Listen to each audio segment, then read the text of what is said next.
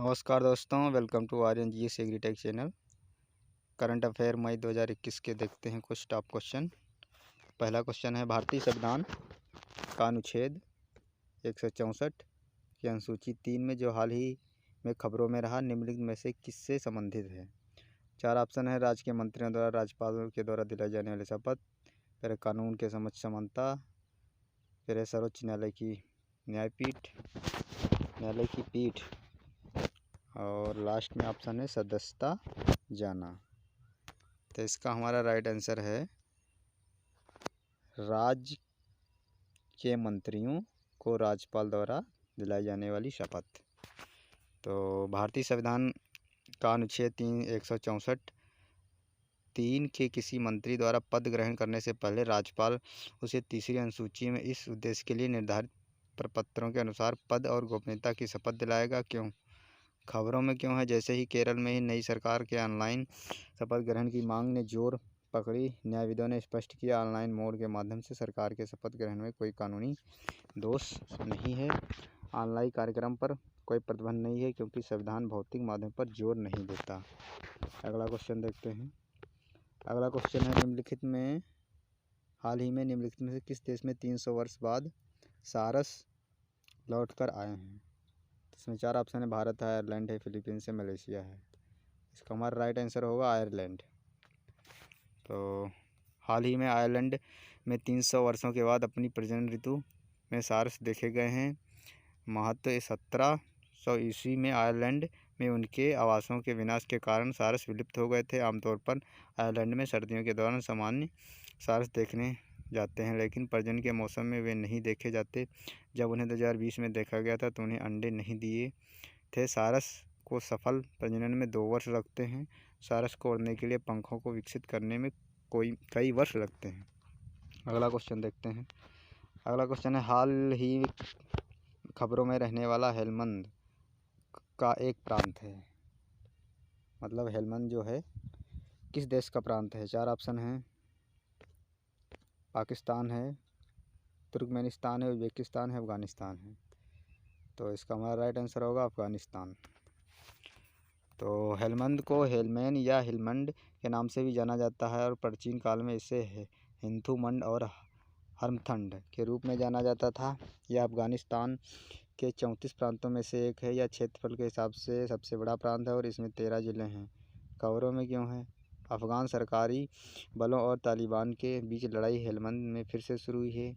ईद उल फितर की छुट्टी के लिए युद्धरत पक्षों द्वारा सहमत 3 दिवसीय युद्ध विराम को समाप्त किया गया।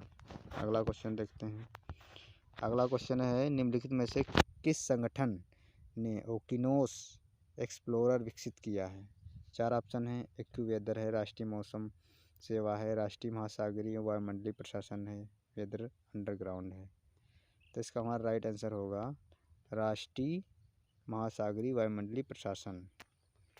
तो ओकिनोस एक्सप्लोरर एक जहाज़ है जिसे राष्ट्रीय महासागरीय एवं वायुमंडलीय प्रशासन के द्वारा विकसित किया गया है।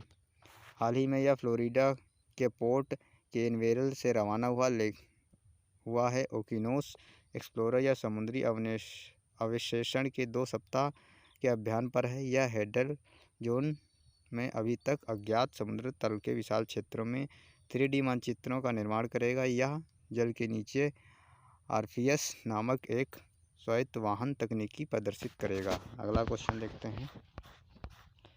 अगला क्वेश्चन है, अत्यंत नूतन युग के 45,000 से 20,000 वर्ष प्राचीन शैलचित्र कहाँ पर स्थित हैं जो हाल ही खबरों में रहे हैं?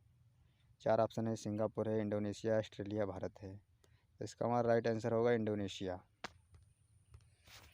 तो अत्यंत नूतन युग के 45,000 से 20,000 वर्ष प्राचीन शैल चित्र इंडोनेशियाई द्वीप सुलावेसी के दक्षिणी सुलावेसी में स्थित गुफा स्थलों में मिले हैं।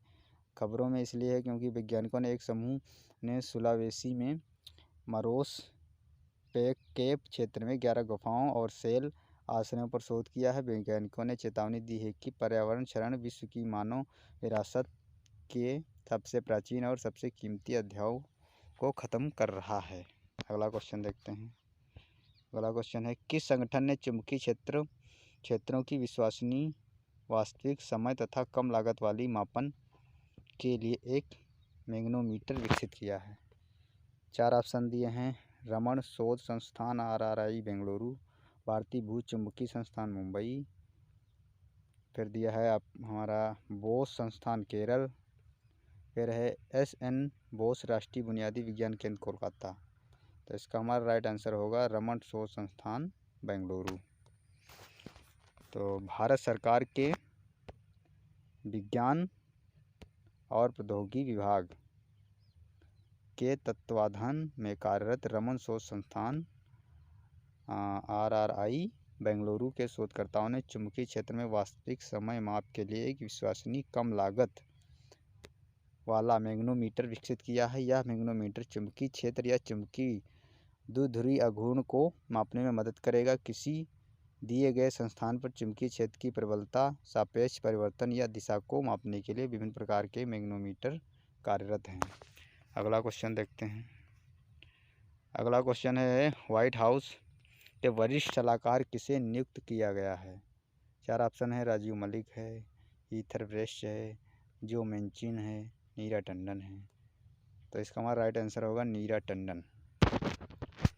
तो भारतीय मूल के अमेरिकी नागरिक नीरा टंडन को संयुक्त राज्य अमेरिका के राष्ट्रपति जो बाइडेन की वरिष्ठ सलाहकार नियुक्त किया गया। उन्हें अमेरिकी डिजिटल सेवा की समीक्षा शुरू करने और रिपब्लिकन मुकदमों के आधार पर किफ़ायती देखभाल अधिनियम को ख़त्म करने के सुप्रीम कोर्ट के विचार से उत्पन्न होने वाले मुद्दों को हल करने की योजना बनाने की जिम्मेदारी सौंपी गई है।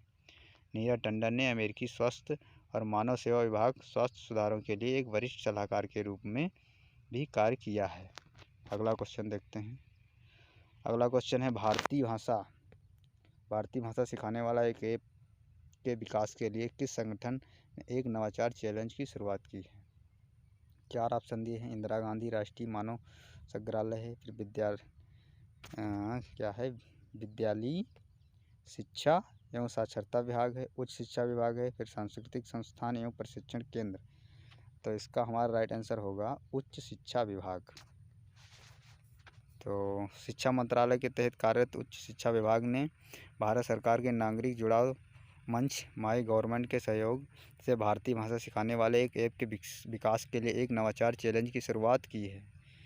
इस पहल का उद्देश्य क्षेत्रीय भाषा साक्षरता को बढ़ावा देने के लिए एक ऐप बनाना है। यह ऐप सांस्कृतिक समझ को बढ़ावा देने में मदद करेगा। स्टार्टअप्स, भारतीय व्यक्ति और कंपनियां इस चैलेंज में भाग ले सकती हैं। चैलेंज के शीर्ष 3 विजेताओं को ऐप को बेहतर बनाने के लिए क्रमशः 20 लाख, 10 लाख तथा 5 लाख की वित्तीय सहायता दी जाएगी। अगला क्वेश्चन देखते हैं। भारत में राष्ट्रीय डेंगू दिवस कब मनाया जाता है? 15 मई, 16 मई, 17 मई, 18 मई। इसका हमारा राइट आंसर होगा 16 मई। तो प्रत्येक वर्ष 16 मई को भारत में राष्ट्रीय डेंगू दिवस मनाया जाता है। राष्ट्रीय डेंगू दिवस के बारे में यह दिवस स्वास्थ्य और परिवार कल्याण मंत्रालय की पहल है। इस दिवस का उद्देश्य डेंगू और उसके निवारण उपायों के बारे में जागरूकता बढ़ाना और संचरण का मौसम शुरू होने से पहले ही रोगवाहक जनित इस बीमारी के नियंत्रण के लिए तैयारियों को बढ़ावा देना है। डेंगू या एडीज मच्छर के काटने के कारण होता है। अगला क्वेश्चन देखते हैं। लास्ट क्वेश्चन है, राष्ट्रीय बाल अधिकार संरक्षण आयोग के माध्यम से कोविड-19 महामारी से प्रभावित बच्चों को परामर्श प्रदान कर रहा है। 4 ऑप्शन है। संवेदना है, एकीकृत बाल विकास सेवाएं हैं, बालिका समृद्धि योजना है, किशोरी शक्ति योजना है। इसका हमारा राइट आंसर होगा संवेदना। राष्ट्रीय बाल अधिकार संरक्षण आयोग संवेदना के माध्यम से कोविड-19 महामारी से प्रभावित बच्चों को परामर्श प्रदान कर रहा है। इस टेली काउंसलिंग पहल का उद्देश्य उन बच्चों को मनोवैज्ञानिक और भावनात्मक सहायता प्रदान करना है जो कोविड-19 महामारी के कारण प्रभावित हुए हैं। इसका पूरा नाम दिया है sensitising action on mental health vulnerability through emotional development and necessary acceptance. धन्यवाद दोस्तों।